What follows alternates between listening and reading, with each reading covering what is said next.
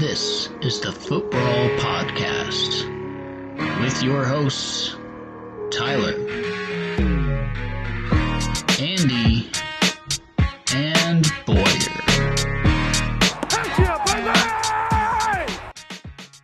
Welcome back to Mantasy Football Podcast, presented by, once again, two of your performance-enhancing dads. What's happening, Stu? You know, it's been a weird week. I got fourth place in a couple of leagues, and the guy tried to die on the field. So, what are you gonna do? As bad as that whole situation is, I'm just glad it didn't affect anything in our league. True. You know, I'm sure people will be upset that I say that because I mean, Mixon could have gone for 50 against Boyer twice in the same year. It could have happened. Yeah, but I will step aside and concede third place to Boyer. I think it is the only right thing to do given the current state of things. We all hope that what's his name's okay. nailed it. Yeah. All right. Wow, what a way to start. I apologize to all of our league viewers here. Yeah, this is gonna help us build a following right here. Oh boy. All right. Fantasy football's a thing. We're doing it. We're playing it. This year, we just finished playoffs. Consolation bracket. Robbie, good work. Way to win fifth place. Duo, way to shit the bed. Big time. Also, their team pre-shit the bed by not playing this week with Hurts and Henry. True. So hopefully they didn't have a lot of high hopes that game. Fryer, congrats on getting seventh. I don't know that that's really even a thing, but good work, man. You won a game. Andy, like you said, he conceded third place. I think Boyer earned it, but either way, Boyer got third. Andy got fourth. So all three of the performance-enhancing dads were in here. Two of us won this week. Boyer got third. Andy didn't win, so that'll tell you who got the other win, right? That would be this guy. Walker, I honestly thought you had me for a while there. Made me nervous as shit. It was a strong start. Yeah. Danny Dimes tore it up. A.J. Brown had a big touchdown catch that started to make me nervous. Luckily, Justin Jefferson got shut down. Other than that, a bummer for Walker for sure. If Jefferson would have gone even 15, 20 points, I'd be in trouble. Yeah, let's be thankful he didn't though, because if Jefferson goes for even let's say 11 more points than what he got, then we'd be in a clusterfuck of a situation with this whole heart attack thing. So right, and I'd have another asterisk by my name, and man, we kind of do. We no, come on, I won this a little straight. bit. Well, I mean, the game never finished. Boyer told me if T. Higgins ran backwards for like 100 yards, that you would have lost. And Buffalo got scored on and went for like -2 or 3 or 4 or whatever. Yeah, right. I mean, it's theoretically possible that sure it could happen. So Walker, if fight this one out, man. Boyer's on your side. I don't think he is, but I think it was a theoretical situation. Also, Mixon could have scored 50. But you honestly had me scared for a little bit. And then Eckler and McCaffrey pulled through for me nicely and took the championship home. So both times I made playoffs, both times I made the championship or won the championship, we've had some sort of something go crazy. Maybe I just need to stop making the championship and stop winning it now. So it's going to be my first question in our champion interview is, what the hell, Ty? I don't know. Stat corrections. Now this Monday Night Football game. Maybe I need to stop trying to win championships. Everything works out. Everything needs to just work out nice. And if I just stay at the bottom where I've always been, nothing goes wrong. So I'm not sure. I'm not sure why this is, but here we are. So Andy just said we're going to do a champion interview, which luckily that's me, so we didn't have to bring anybody else on for this. And Boyer didn't even have to join us. So here we are. So Andy may or may not have questions. We'll see how this goes. I'm going to turn it over to him. Go for All it, right. Andy. All right, champ. I'm going to ask you the hard hitting questions, but we're going to go back. We're going to go back to last year, because last year is really what set you up for this year, where you had pretty much max money and three coming into the season, good keepers. You had Pittman, T. Higgins, and Rashad Bateman. And now, Right. Pittman and Bateman didn't really pan out for you, but Higgins definitely did. And having the receivers locked in and close to max money coming into the draft, let you do a lot with what you had. So talk to us about how it felt selling last year, and then pivot that into prepping for the draft. Did you even prep for the draft, or were you like, well, I know I got the most money in the best situation, I'll be okay? Of course I prep for the draft. It's something that you do. It definitely helped having three good wide receivers coming in. I really came into it full blown knowing that all I wanted to do was spend all my money on running backs. Which then turned into Eckler for 78, CMC for 70. It was a lot to spend on the two of them. I really was nervous about getting CMC this year. I didn't know where he'd be injury wise, if he'd be able to hold up. Eckler, I was pretty confident in. I wasn't opposed to buying him for 78. CMC did make me nervous at 70. And you guys all kind of ragged on me at the beginning. Hey, Tyler, do you know why all you guys are always injured? Because you draft injured players. It is a valid point. Luckily, CMC stayed healthy this year. Luckily, his situation also improved in the middle of the year. Got nice through the middle of the year. Singletary did what he needed to. 21 was a little more than I wanted to spend. I could have kept him for $2 in the off season, but instead I kept Bateman for the $1. Sure. So either way, I was planning on rebuying one of those same two guys. So it is what it is. I had plans to spend money on him. The other guy that really kind of saved me this year was Brandon Ayuk at $3. He was a great plug and play guy when I had injuries, when Pittman sucked, when Bateman didn't play all year. Sure. So Ayuk was definitely a saving grace there for a little while. Yep, for sure. So you mentioned getting CMC and Eckler and targeting Eckler. Was there any other running backs that you had your eye on, or was it CMC after Eckler, or just knowing you wanted to get somebody at the top and whoever was a decent price, you'd go for it?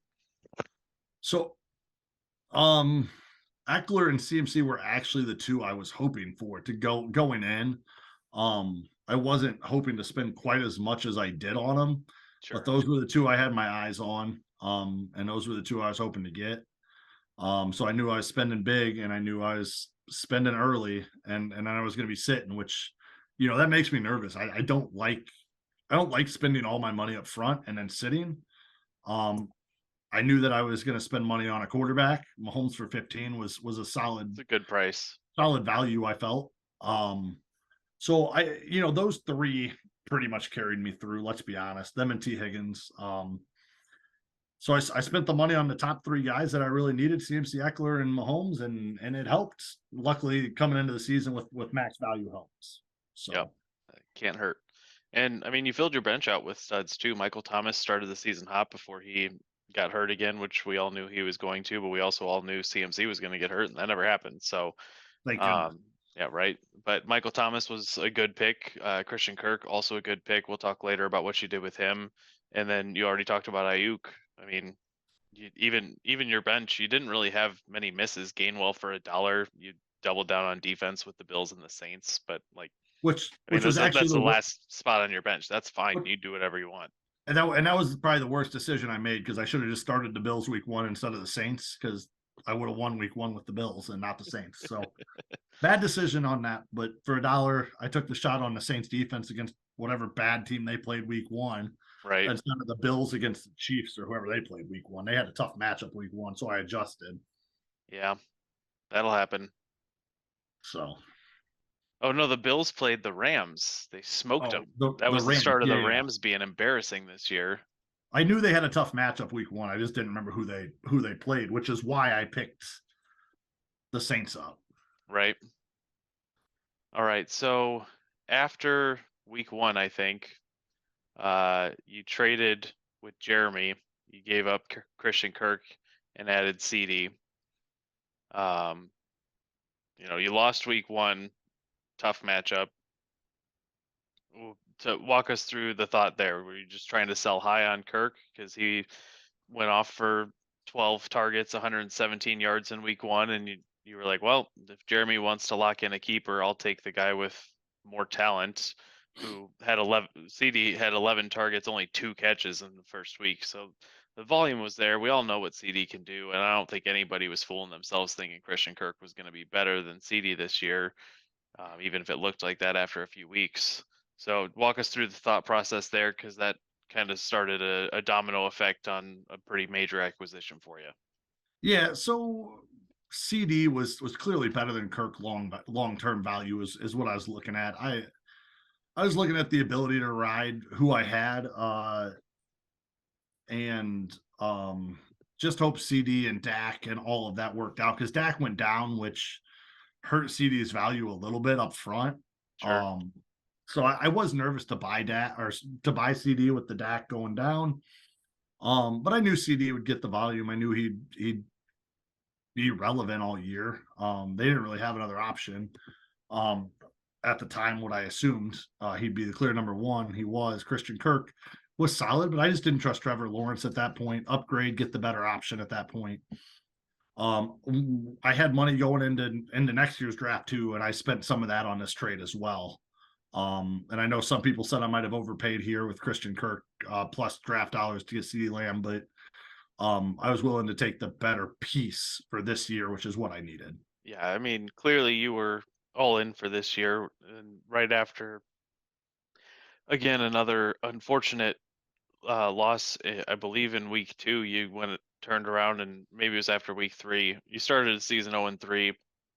You had a rough performance against Fryer in week 3, only putting up 66 points. And then you go and talk to Charlie and bring in Travis Kelce, give him $10 and CD. So at this point, you're out a Christian Kirk keeper who, after only 1 week, you didn't know he's going to be a keeper. But after 3 weeks, he's looking like a pretty good keeper. And you're out $20 next year, and you've got Travis Kelce. That's a championship move right there, but it took a lot. How did that feel at the time, not knowing that you were even going to be able to turn around and make playoffs at 0-3? Yeah, well, and so we had even talked early in the season at week 4 or 5 or whatever, and we had kind of talked about, hey, who's going to make playoffs, who's not. I wasn't sure I was going to make playoffs. Paul's team was looking solid to start the year. Chris was looking decent. I was sitting in 3rd or 4th place at that point. I think even Colin Kelly was ahead of me at that point. Mm-hmm. So I was nervous. I wasn't sure I was even going to be able to turn it around. I had faith that I had the talent to do it, whether or not they'd stay healthy, whether or not it would be enough getting Kelce for CeeDee Lamb. Gerald Everett was playing fine at the time, and I had picked him up right before that. He started off fairly hot, and luckily I didn't ride him because his high the rest of the year was 7 points. So I'm glad I didn't ride him. But I mean, we've talked about it the last couple of years, and getting an advantage at a position. And Kelsey's the biggest advantage at tight end. We've talked about it year after year. I've never had him because I've never been willing to pay up for a tight end.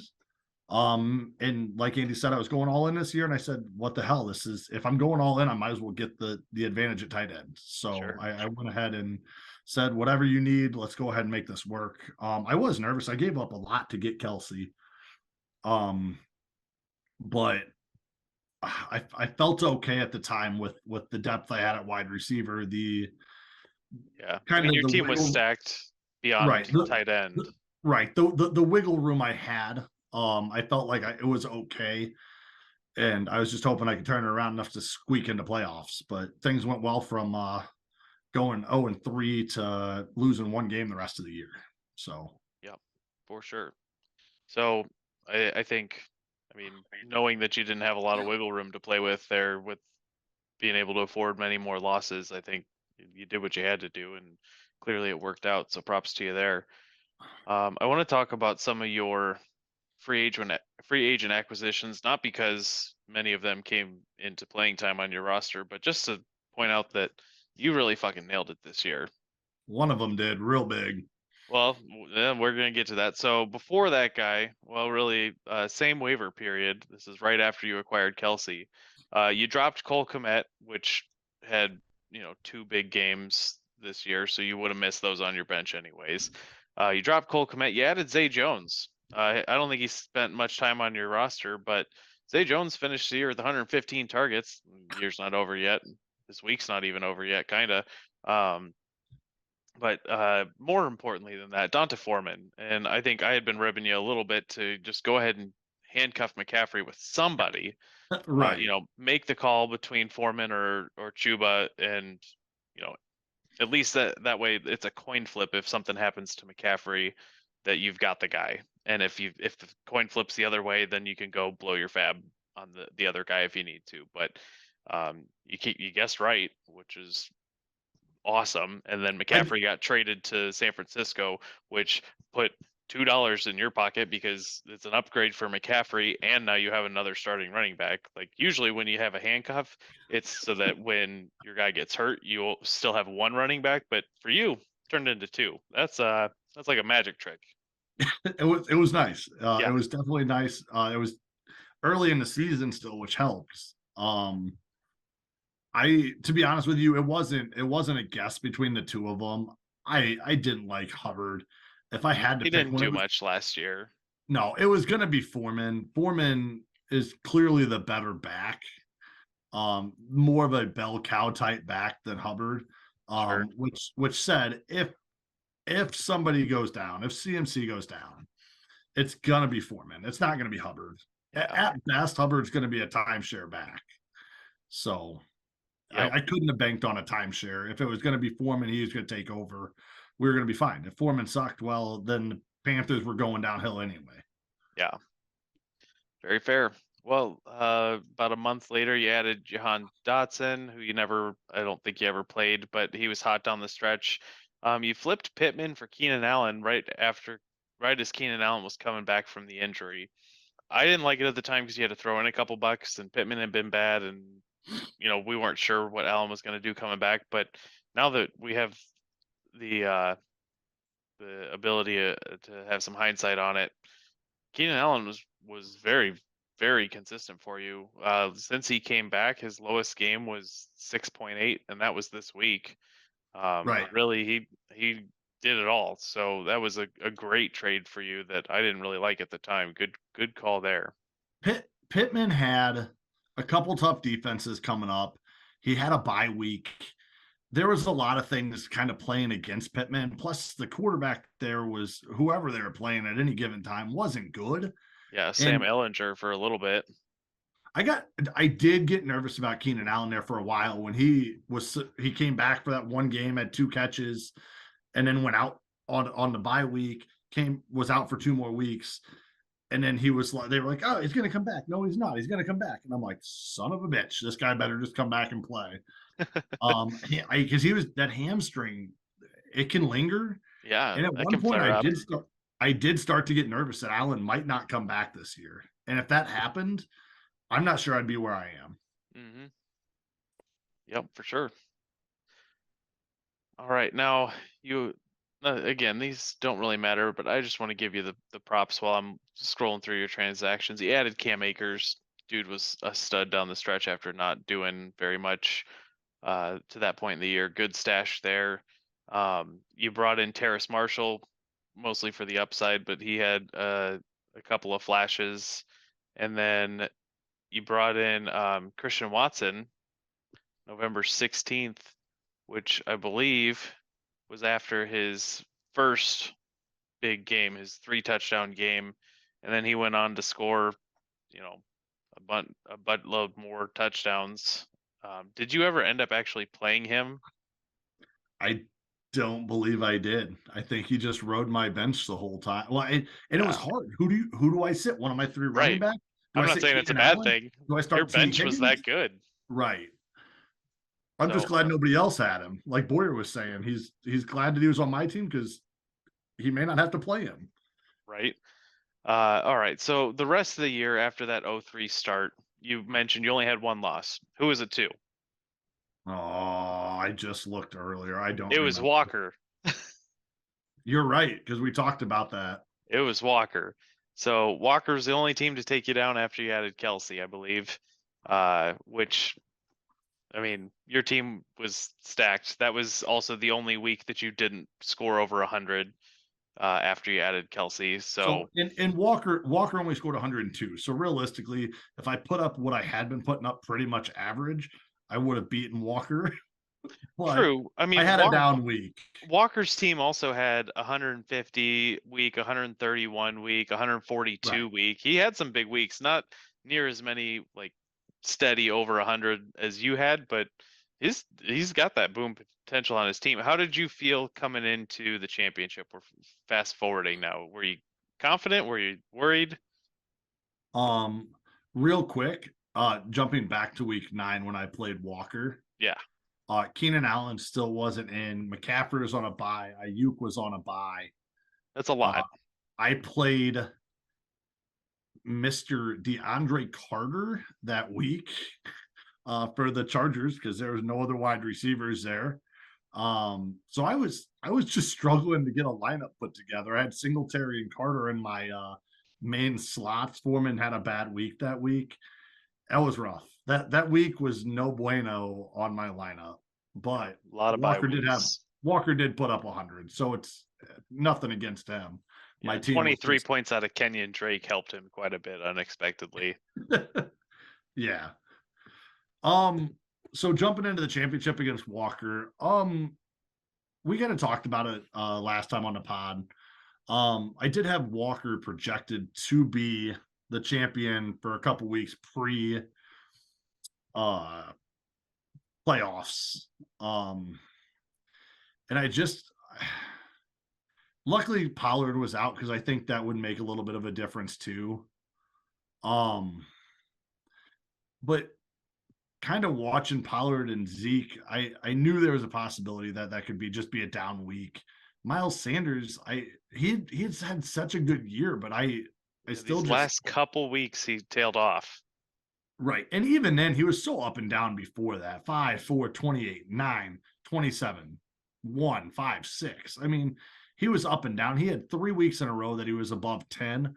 Other than that, he was so hit or miss. He didn't go more than those 3 weeks in a row over 10 points.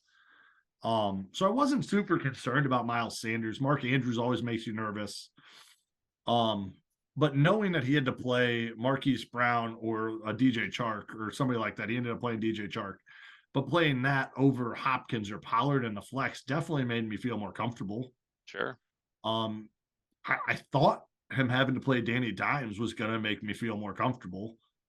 So going into the game, I felt good because he had some of those injuries. He had, his lineup had a couple holes in it with Danny Dimes and his flex situation and Miles Sanders being hit or miss. Mm-hmm. And we kind of talked about my lineup going back and forth about it's just, it was stacked and it's more or less who do I play versus do I have holes?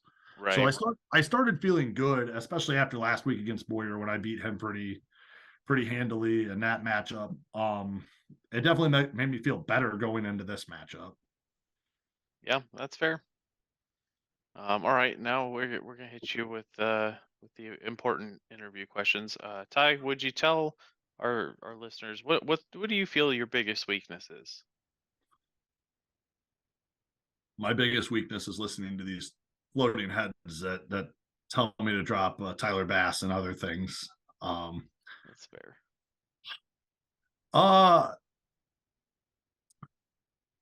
My biggest weakness is probably in fantasy in general is probably selling too early. probably not trying to buy in enough in general.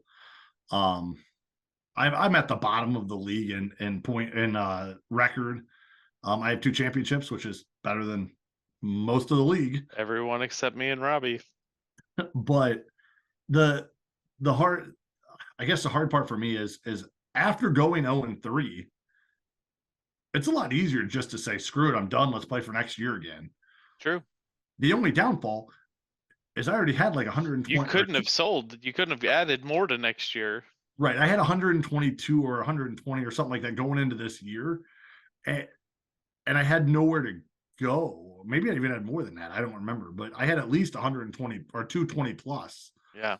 So I was like, I gotta buy somebody and hope for the best. But as we've seen in the past, one of my favorite things to do is just saying, screw it, let's sell off, let's make this happen. I'm gonna be good next year. And then after 3 or 4 weeks of me sucking again, I'm just like, oh, all right, there goes that year. Let's try again next year. Mm-hmm. So I think buying in this year really helps. I think I've got to start trying this thing more of like, hey, let's try to win instead of like, let's try selling every year. But we'll see how that plays out moving forward. Yeah, we're seeing actively the benefits of selling right now, because you effectively used max money this year and a good chunk of money next year to turn around and be where you are. So that helps. Yeah. I'm looking at your trades and I had some of the numbers wrong, so I'm going to clean that up before anybody gets mad at me. You gave Christian Kirk and $3 to Jeremy for CD. You gave Charlie CD $3 and a keeper spot for Kelsey. So you're only down $6 there. Then you gave $4 to the duo in the Pittman deal. So you're down 10.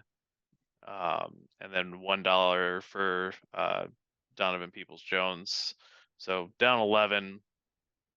I think you might have picked up $1 somewhere, but I mean, you've still got 210 for next year. You've only got 1 keeper spot, but you're in an okay spot. You're not heavy favorite coming into the year next year like you were this year, but I mean, it's hard to.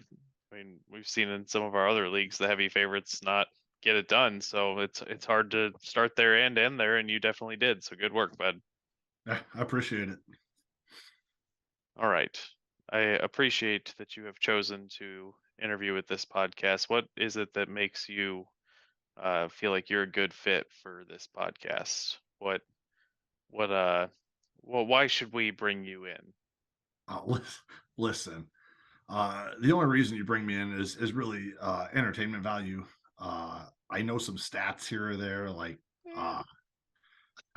I know some true and false. That's about it, really. I feel like I do well in that segment. Like I feel like that's why you guys keep me around. But really it's more or less entertainment. My goofy ass face. I think people are just like, at least I'm better looking than that guy. So I think a lot of it comes down to just making people feel better about themselves. Watching me talk. Fair. Do you have any editing skills? Any ability to edit these videos? No, if I had that ability, we would have edited a little bit more of them, I think. And that just doesn't happen. So all right. Thank you for your time. I think this has been all I needed to see. This was good. So can I come back next week? Is that allowed? Someone will be in touch. We'll reach out.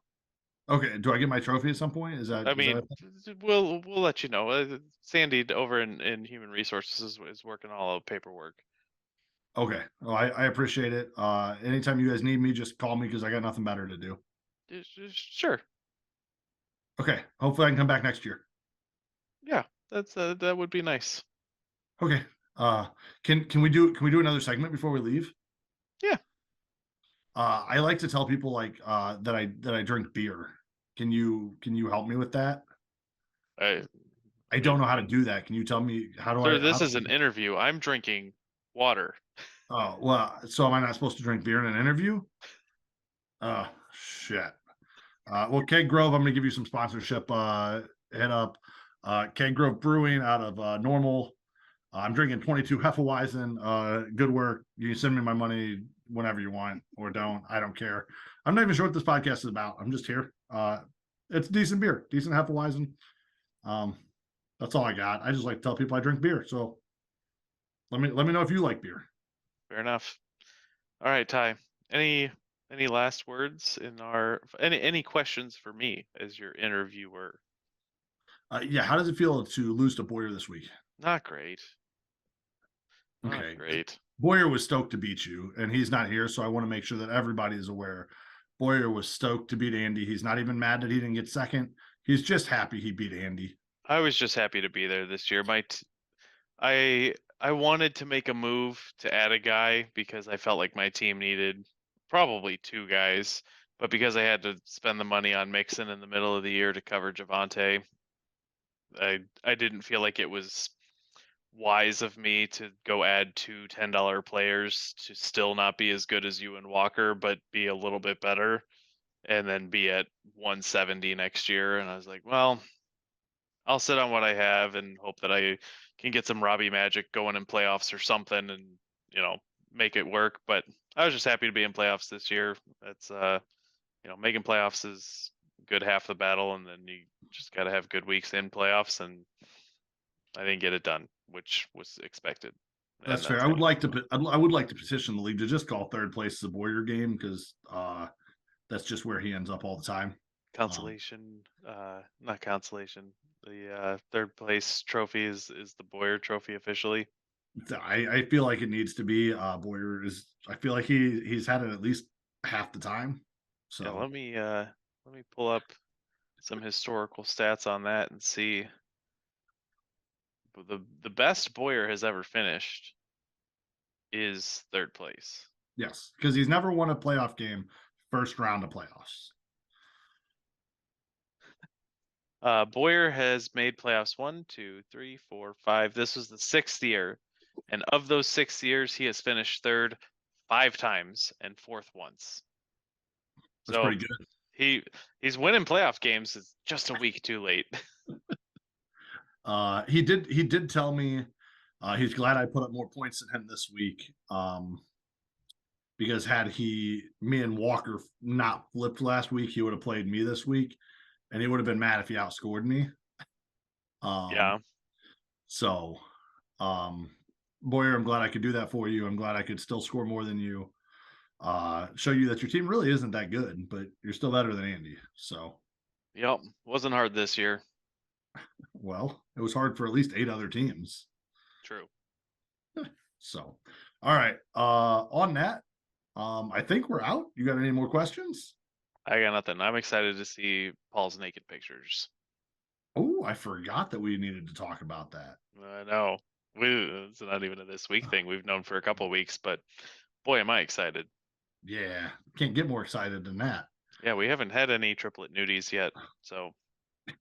I think they only agreed to do them together if one got the championship and one got the bottom, but well, we can hope. Maybe he'll throw a Charlie special at us. So see. All right. Well, on that, we'll hit you guys with maybe some off-season content. Maybe we won't. I don't know. I don't know where we're at right now. All I know is I am the champion, and you're going to hear about it all year because you guys suck. On that note, we'll see you guys later.